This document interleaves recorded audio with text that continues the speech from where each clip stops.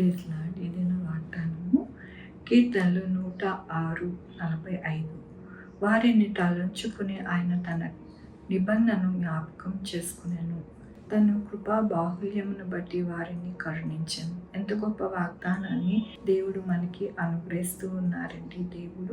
దేవుడు అంట ఆయన యొక్క నిబంధనని జ్ఞాపకం చేసుకుని ఆయన కృపా బాహుల్యం బట్టి ఆయన వారిని కనుకరిస్తారంట.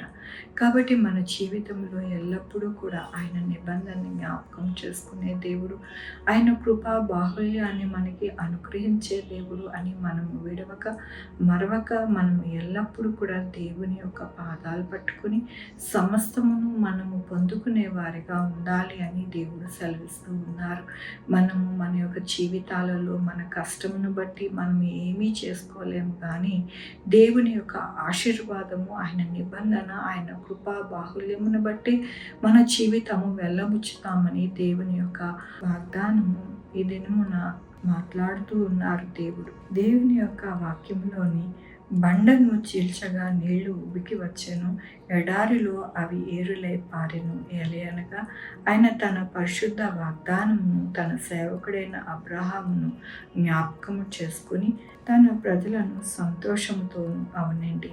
దేవుని యొక్క కృపను బట్టి ఆయన ఇచ్చిన వాగ్దానము ఎలాంటిది అని అంటే గొప్ప వాగ్దానం. అబ్రహాముకి దేవుడు ఎన్నో వాగ్దానములు అనుగ్రహించి వాటిని జ్ఞాపకం చేసుకుని అబ్రహాముని దీవించారు. అట్లాగనే ఇశ్రాయేలు యొక్క జీవితాలలో ఆయన అద్భుత ఆశ్చర్యకార్యములు చేశారు. బండను చీల్చగా నీళ్లు ఉబికి వచ్చే, ఎడారిలో ఏరులై పారెను. కాబట్టి మన యొక్క జీవితాలలో ఎల్లప్పుడూ కూడా దేవుడు ప్రతి సంవత్సరము మనము వాగ్దానములు పుచ్చుకొని ఆయన సన్నిధిని గోజాడుకొని పొందుకుంటాం.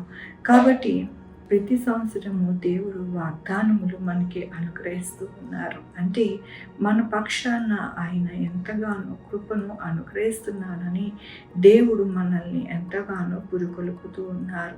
వాటిని దేవుడు జ్ఞాపకం చేసుకుని మన యొక్క జీవితంలో అద్భుత ఆశ్చర్య కార్యాలు జరిగేలాగున దేవుడు మనకి సహాయం చేస్తారంట. ఎడారిలో ఏరులే పారుతాయండి, నీళ్లు పారవు, కానీ దేవుడు ఎల్లప్పుడూ కూడా ఆయన కృపతో ఆశ్చర్య అద్భుత కార్యములు చేసి మనల్ని తృప్తిపరుస్తారు అంటూ ఉన్నారు.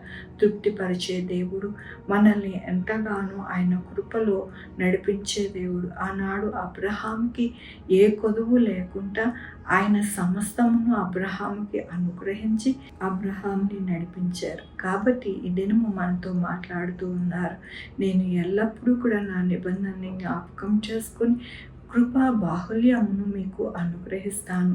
ఎలాంటిది అంటే మీరు దేనికి కూడా ఇబ్బంది పడకుండా, దేన్ని కూడా లేదు అని అనుకుంటా ఎంతగానో మీకు సహాయం చేస్తాను, మీకు తోడై ఉంటాను, మిమ్మల్ని నడిపిస్తాను అని దేవుడు ఈ దినమున ఆయన యొక్క వాగ్దానముతోనూ వాక్యముతోనూ మనతో మాట్లాడుతున్నందుకు దేవునికి వందనాలు చెల్లిస్తూ ఉన్నాను. ఇది మన పుట్టినరోజు, పెళ్లి రోజు, అనేక శుభదినాలు చేసుకుంటున్న వారందరికీ కూడా నిండారుగా శుభాకాంక్షలు తెలియజేస్తూ ఉన్నానండి. మీ జీవితంలో దేవుని యొక్క ఆశీర్వాదము, ఆయన బహుమానము, ఆయన దీవెన మీకు కలుగును గాక. ప్రార్థించుకుందామండి.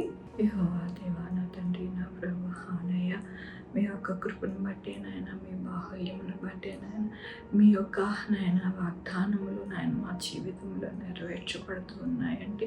అది మీ కృపే నాయన. మీకు వందనాలయ్యా. అయ్యా, సహాయం చేస్తున్నందుకు మీకు కృతజ్ఞతాస్తుతులు చెల్లిస్తూ ఉన్నాను. ఇదేమో నా పుట్టినరోజు, పెళ్లి రోజు, అనేక శుభదినాలు చేసుకుంటున్న వారందరినీ దీవించి ఆశీర్వదించి మీ యొక్క కృపని నాయన అనుగ్రహిస్తూ ఉన్నారు. అలాగే రావాల్సిన బహుమానం వారికి దయచేయమని కోరుకుంటున్నాను నాయన.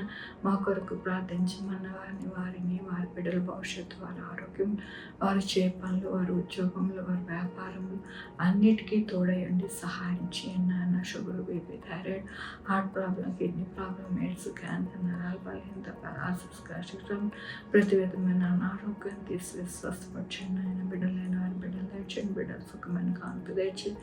తల్లి బిడ్డ ఉండడానికి సహాయం చేయండి. మంచిగా నా ప్రభు అలాగే ఉద్యోగాలు దయచేయండి, ఉద్యోగాలు పోకుండా సహాయం చేయండి నాయన. నాడు అబ్రహాం యొక్క జీవితంలో నాయన ఏది కొదువు లేకుండా సమస్తమును నాయన దయచేసిన రీతిగా నా ప్రభు ప్రతి ఒక్కరికి దయచేయండి నా ప్రభు నాయన. ఎవరు కూడా వెలితిగా ఉండకుండా నాయన సమృద్ధి అయిన జీవితం నాయన పొందుకోవడానికి సహాయం చేయండి.